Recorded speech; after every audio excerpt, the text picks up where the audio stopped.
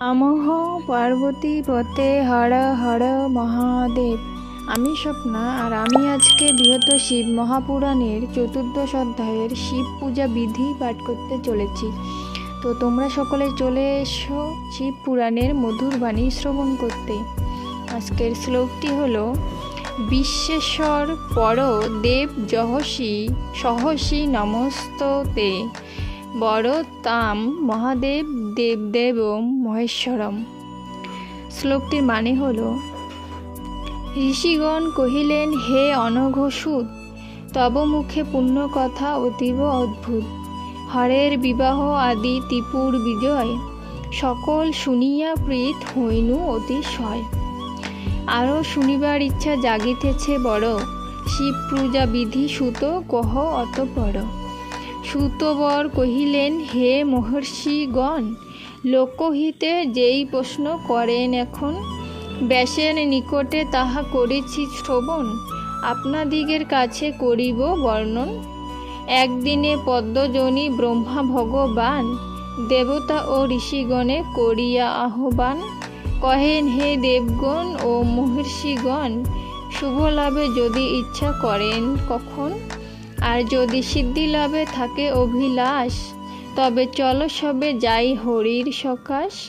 তবে দেব ঋষিগণ সহ পদ্মাসন, ক্ষীরোদ সমুদ্র তীরে করেন গমন।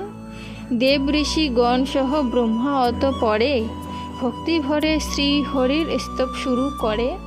হে ভক্তগণের দেব দেব জগন্নাথ, ভক্তিভরে তব পদে করি প্রণিপাত।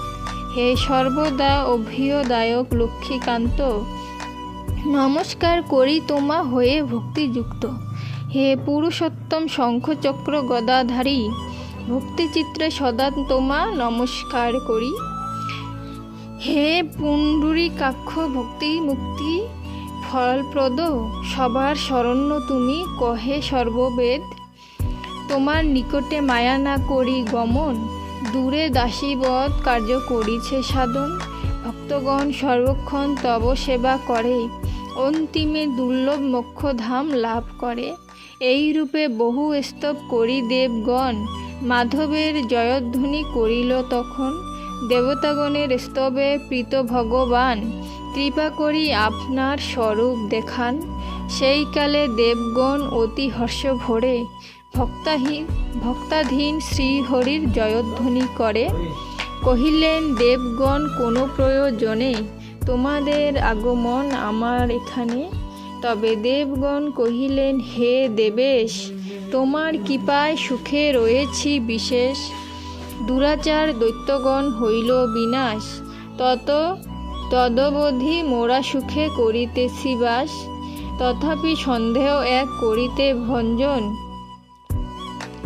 তোমার নিকটে মোরা করি আগমন। নিয়ত কাহার সেবা করিতে উচিত, যাহাতে সকল দুঃখ হয় বিদরিত। ব্রহ্মাদি দেবতাগণ কহিলে এমন, তাহার উত্তরে কোন মাধব তখন। সর্বদুঃখ নাশে একমাত্র পঞ্চানন, সদা শিব নিয় হন করহ শ্রবণ। হে অমরগণ, ইহা তোমরা পূর্বেতে দেখিয়াছ দেখিতেছ এখন নিশ্চিতে। দেবদেব মহেশ্বর লিঙ্গমূর্তি ধরে, তারকের পুত্রগণ অনাদার করে। সবান্ধবে কিভাবে হইল ভূষীভূত, আপনার চোখে সবে দেখছ নিশ্চিত।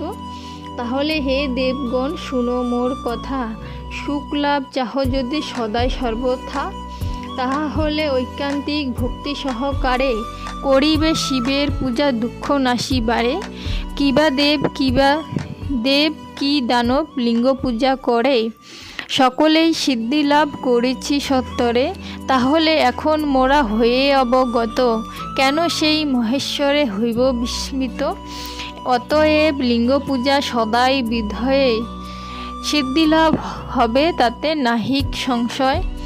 যাহারা সুন্দর গৃহ অফুরন্ত ধন, পুত্র পৌত্র আয়ু মান বা দিব্য বাহন, স্বর্গে বাস মোক্ষপদ করে প্রার্থন।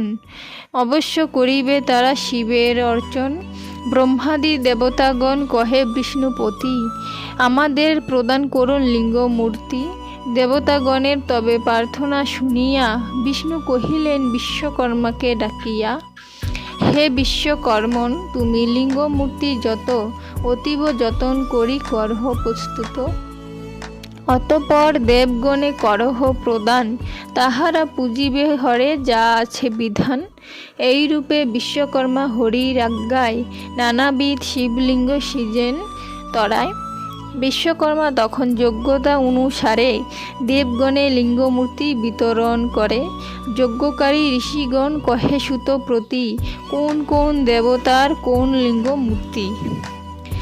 আজকে বৃহত্তর শিব পুরাণের চতুর্দশ অধ্যায়ের শিব পূজা বিধির প্রথম এবং দ্বিতীয় এবং তৃতীয় পাঠ এখানেই সমাপ্ত করছি। তো সকলে চেষ্টা করবেন এই শিব পুরাণের মধুর বাণী শ্রবণ করার। চতুর্দশ অধ্যায়ের আরও অনেকগুলো পাঠ আছে, তো আস্তে আস্তে আমি পাঠ করতেছি। কিছুদিন পাঠ করলে চতুর্দশ অধ্যায় সমাপ্ত হবে। আজকে যেহেতু শুরু হয়েছে, তো সকলে প্রত্যেকটা পাঠ চতুর্দশ অধ্যায়ের শ্রবণ করার চেষ্টা করবেন। তাহলে বাবা ভোলেনাথ এবং মাতা পার্বতী সম্পর্কে এবং সকল দেবদেবী সম্পর্কে সকল অজানা তথ্য জানতে পারবেন এবং ভগবানের প্রতি ভক্তি ভালোবাসা আরও বেড়ে যাবে। তো আজকে এখানেই সমাপ্ত করছি। সকলে ভালো থাকবেন। ধন্যবাদ।